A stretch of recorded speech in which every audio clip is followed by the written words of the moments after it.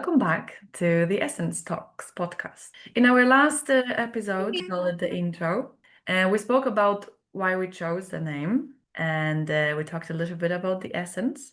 And today we would like to move on and go a bit deeper, and we would like to go into what we said about the body, mind, and heart. And three different essences, as you see, the three of us here today with you. And then we would like to talk to you how we move through the world through our perspective. And here today with us is Yasmine and Janice and me, your humble moderator, Weronika. Yeah, before we start, I would like everyone to just slow down, to take a deeper breath. The awareness begins with the breath when you change the breathing into active. So go ahead, take one more deep breath in. And deep breath out. Next time you take a deep breath in, hold your breath, count to 4, 3, 2, 1.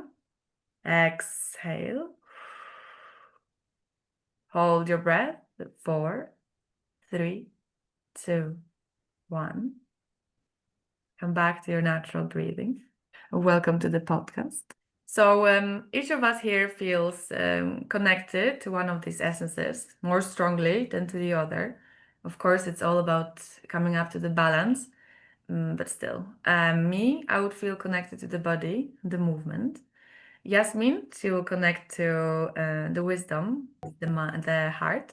And then we have Janice, who is the mind and the clarity. In each of us, the beauty is in following our own essence. And I would like to start by asking Yasmin, what's your story?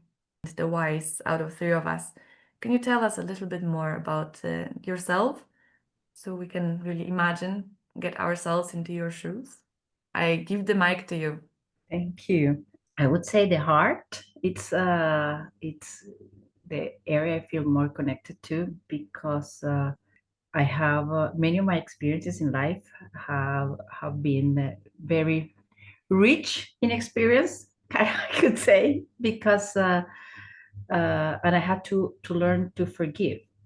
Really have to learn to understand the experience and not stay with the pain. So for me, the heart is the stronger connection, and this is what I do. This is what I how I help people to connect to rebuild their life by going into their heart and into their new, seeing themselves with new eyes.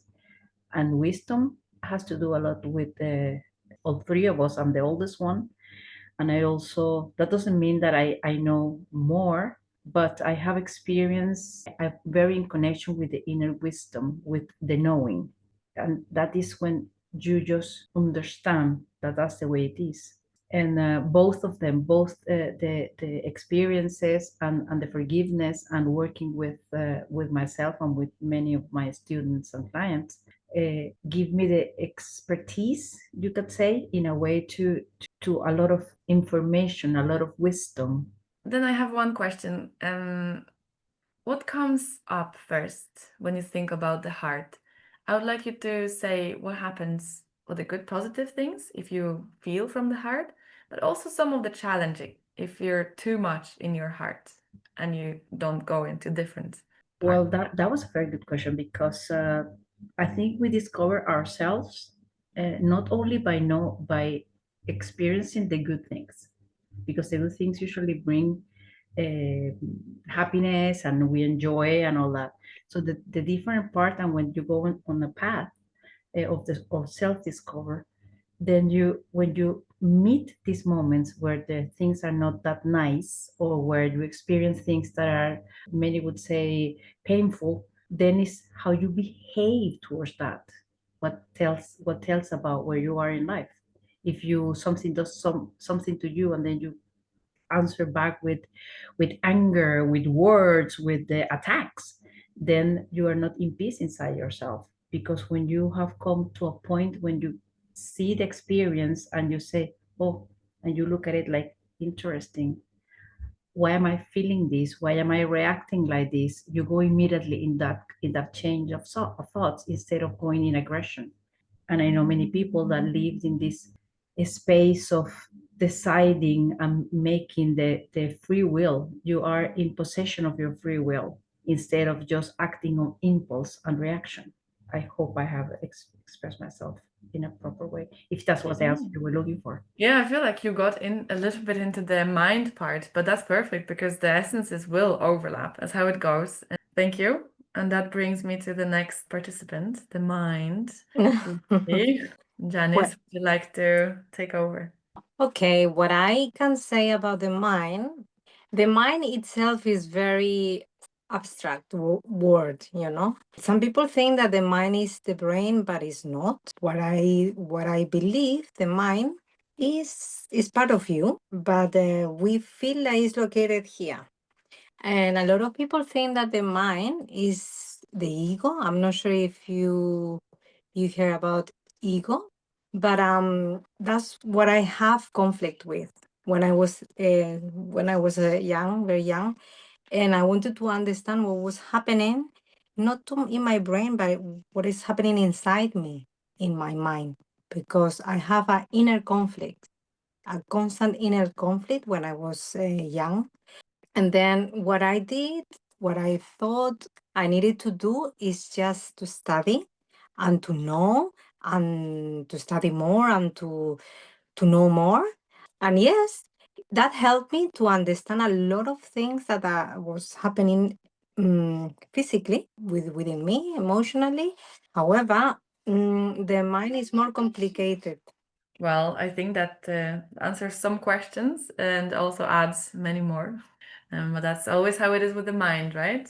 Has to divide the attention, move around, back and forth, one thread leading to the other. I really like that we get to experience that too.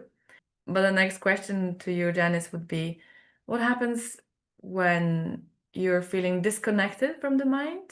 And then what if you are too much in the mind? How do you see that as a challenge? This is a very good question. You always are connected to the mind because the mind, it plays a huge role in our everyday. But what happened that when you are more connected to the mind rather than your heart, that is when we get unbalanced. Because when we are constantly thinking and we have this inner conversation that it doesn't really help, and just like thinking with the ego mind, I will describe it this way: with the ego mind and know what you really, really want to or really want to do, that is when we find unbalance and incoherence. The goal is to understand what are the thoughts and the conflict that you're having, and just so to balance both, Yeah. or three in this case, three in this case, to just like have easier and peaceful day. Yeah, no, I understand and it makes really good sense. But yeah, these two, the mind and the heart, they wouldn't quite much exist without the body. So I'd like to tell you more about the body and my experience with it. So for me, I feel my essence the most when I'm in the movement. And I feel like before I found my career path, the yoga teacher, I have been so frustrated. There was so much anger storing up in different parts of my body. And and I was using the energy in the wrong way instead of pouring it into my essence, you might want to say, the movement. What is the movement? It basically is the body, and you become aware of your body, and then you move or you stay still, and you find a balance in really getting to know your body and how to slow down so you can move past it. It's like the first gate, I imagine it, to anything else. The gate is the body, and then you have both the heart and the mind. And the danger of being too much in your body is that you never get to be past that part. I have so many people coming up to my power yoga classes, and they are all about the movement. They live for the movement, they do CrossFit, they do yoga, they swim, and they jog. They sign up for marathons, they prepare for the marathons. So it's all about the body. They are searching for the answer on the yoga mat. And then, as much as I love that, because I love to have them with me and we're all flowing to that energy that I love and I live for them, I wish I could stop them for a moment and say, yes, but have you tried to move past the breath and go deeper into your heart, into your mind? Maybe what you're missing is not necessarily in the body and having the perfect figure and losing weight. Maybe what you're missing is inside. So I think that's my my input into the body part. But yeah, so if I feel like I'm disconnected from my body, I usually take a simple practice, wherever I am, standing or sitting. I will probably just close my eyes and just try to move a little bit, search for pain. Where do I feel tense? What can I work with today? And then in that way, I'm reconnecting with my body. And then I always try to go into breath, because the breath is the first step into calming down your nervous system. And then I have a question to Yasmin. What's your practice to find your way to heart? That was a nice question. I think if we are beginning, for me, it's meditation, but I won't go there, or bathing. But if you're beginning, I think that to look at the way you talk to yourself. Sometimes people, when they talk to themselves, they talk in a derogatory way. They put themselves down by saying, "Oh, you're stupid," or "What are you thinking?" and all. So it's to reconnect with their own self, and to reconnect with their heart. You have to reconnect with yourself and how you treat yourself. So if in the moments you are alone, how do you talk to yourself? What do you do when you see yourself in the mirror, or when you're putting clothes and then, oh, this clothes doesn't fit, and what are you telling you? Because you're talking to your body, but you're also talking to your mind and to your heart. And this is, I would say, one of the first starts. How do I talk to myself? All right, yeah, I think that's thoughtful. And about the mind, how do you get out of the heart, out of the body, and into the mind? Obviously, the first thing that comes is the meditation, but that's a big topic itself. But I leave it to Janice. Yeah, this is really good because I live in outside London, but I work in London, and everyone is so busy. Busy.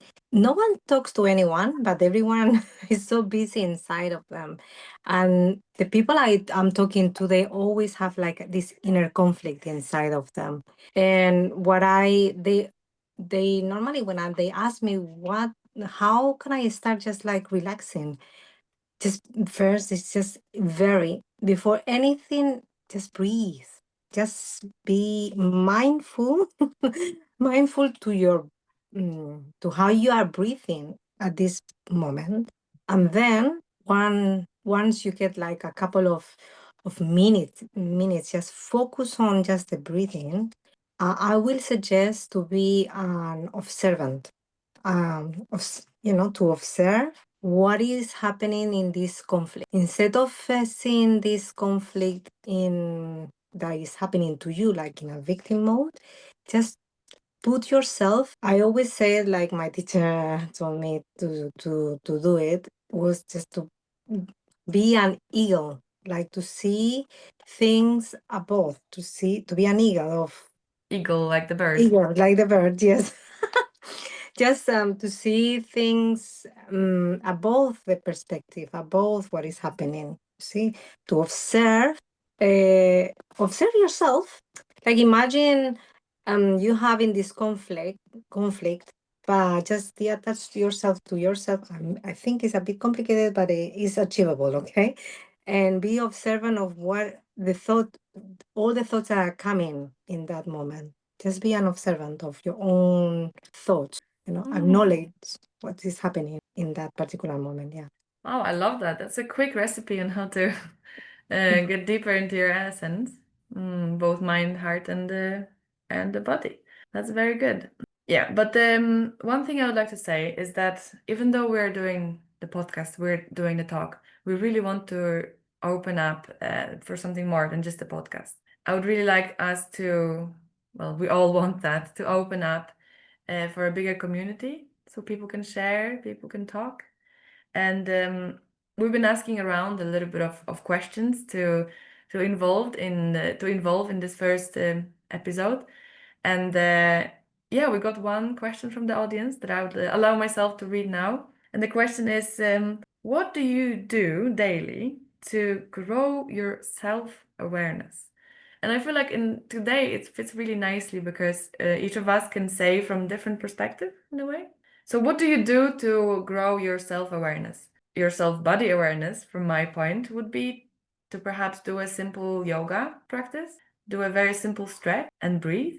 If you're just sitting here and you want to grow self-aware about your neck, tilt your head to the side and just for a moment think which muscle is firing up? Which way, when I breathe, when my chest grows big, where do I feel lighter and where do I feel tense? I immediately feel my shoulder blade, feel my left arm pressing down. There, just become a bit more self-aware. So, yeah, Yasmin, how do you grow your self-awareness in Well, simple words?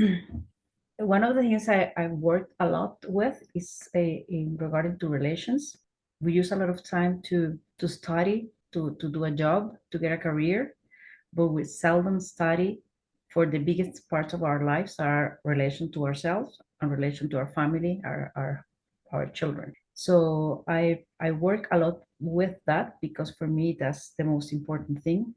My children, my grandchildren, and my partner. And but my husband, he doesn't like me to call him partner. About them. And how I talk to them. Again, how do I express myself to myself? If I have a quarrel with my husband, what do I tell myself about him? And when I start changing that, when I start watching, stopping myself, because I'm very much about the impulse, the free will, and the reaction. Because usually when we have a conflict, then we can go like, oh, that idiot or whatever. And then I stop there, but that by saying, when I heard myself saying something like that about my husband or my colleagues or something, then I will stop and say, okay, stop now. And what are 5 positive things about that person? And in that way, I will start creating physically a new neural network, and I will start changing the pattern. And it's a very simple thing. You just have to see, okay, my husband is wonderful. He is very open. He lets me spread my wings. So whenever I think, and it's not only about him, it's about mom or dad or whomever, I'll start seeing the positive thing that person has brought into me. Because when I'm aggressive in my thoughts to somebody, I'm also physically aggressive to them. When I'm aggressive in my thoughts to myself, that will be physically aggressive to myself. So for me, thinking, reflecting, why am I behaving the way I am, and what do I want to change, has been what has changed my life. So if I understand correctly, in a way you move past that first initial negative emotion and you discover all the other ones that are under it and you try to balance them out. That's Yes. beautiful. Well, that we could talk in another time. Yes. About how we program or reprogram our mind and why that works. Programming the mind moves us to the next person, Janice. What would you say? What do you daily do to grow your self-awareness? Speaking of this balance, I always reflect because I'm all about reflecting and like observation. I'm always reflect of what I am saying and what I'm doing and what I'm thinking aligns, because this is also to do with your body, how your body feels, what is in your mind, your thoughts, and what you say or feel also as well. But feeling your body. You see, the question is, what you doing is what you're really thinking and what you're saying. When there is no coherent or not alignment, that's when the problem starts. Do you know, you feel your essence when you are doing what you love, you don't put any mask. We, in this society, we are so used to put this mask just to hide our true selves. We are like professionals to put in this mask. Okay, so But what you're saying is to look under the mask and start digging into your own mind and find your own self-awareness yes, under the mask. what is truly what you really want. Well, yeah, we could start a huge topic from that on, and I do think it's going to come up in many of our podcasts. I was having 10 questions out there, and that's what the mind does. It challenges and creates more questions. Thank you, Janice. And yeah, thank you everyone for joining us in exploring the three essences: the body, the mind, and the heart. And we do hope that conversation maybe helped you reflect or start some reflection. Maybe you have decided which essence do you feel the strongest connected to. And before we close, I would like us to do this little exercise. Can each of us, share one sentence about what essence will we be leaning into, for example, this week? And it cannot be your own. So if my body, I'm moving, I'm going to go to work, I'm going to teach 5 more classes, which essence can I focus on? And I would like to say, I would like to go into my heart and feel what emotions are hiding under this main emotion that I'm here, What am I not seeing because I'm so focused on one emotion? Yasmine, one sentence. Then I would like to go into my body and feel the coldness of the water when I bathe and sense more the experiences I can have by eating, for example, a good meal. The senses I can experience in my life because I have a body. Okay, Janice, what do you say? Obviously I cannot go with the mind. I would love to, but Fine, it's but I cannot. okay. No, I will go with the heart in a way, because this week I'm traveling and I'm traveling a lot. So I am going to enjoy really the places that I'm gonna go. I'm going to the beach, so I'm just gonna take some time and really, really live the moment and enjoy the places I'm going to, and without stressing because I'm going for work. So I'm going to start by opening my heart for the any new opportunities that those countries and people can bring me. So that's what I'm going to do this week. All right, thank you very much. And remember, it's not about choosing one essence over the others. It's about letting them dance together. And with that, poetic ending, I'm going to thank you all for listening to the Essence Talks. And you can subscribe us on Instagram and YouTube. We're going out on Spotify very soon. Thank you very much. See you next time.